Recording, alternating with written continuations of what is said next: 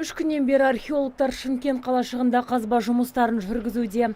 Басты мақсат мұндағы ескі қорымды ашып, олардың сипаттамасын халыққа түсіндіру.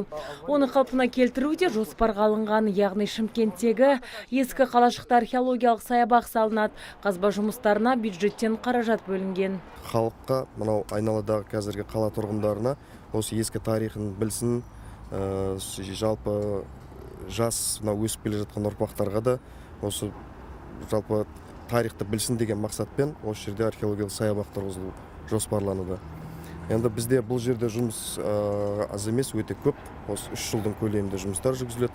Қазір мынау осы қаланың қорғаныс жүйесін зерттеп жатыр.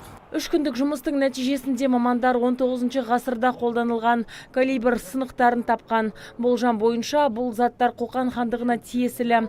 Бұрын дәл осы жерде қандай тарихи оқиға болғанын ғылыми қызметкерлер анықтайтын болады. Қалашықты зерттеп, оны қалпына келтіру жұмыстарына бюджеттен 100 миллион теңге бөлініпті. Археологтар тарихи орындарды анықтауы тиіс, яғни олар 30 миллионын 3 жылдың ішінде игеруі тиіс. Содан соң аспан асты мұражайды салу жұмыстары басталады. Ең басты мақсат ескі шаһарды мұражайға айналдыру. Сөйтіп, мұражайға айналдыру бұл бір нәрсе. Келешекте 2020 жыл болатын үлкен мерейтойларда, Шымкент қаласы мерейтойларына 3 жылда дайындап, ескі шаһарды музейге айналдырып, көптеген елдерден халықты шақырып, Шымкент қала жұртында біз Шымкенттің 2002 жылдығын тойлауымыз керек. Ең басты мақсат осы.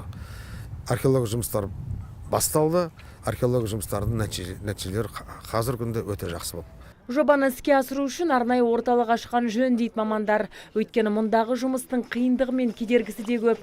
Археологтар ең ескі қорғанды табу үшін 6-7 метрге дейін қазба жұмысын жүргізетін болады.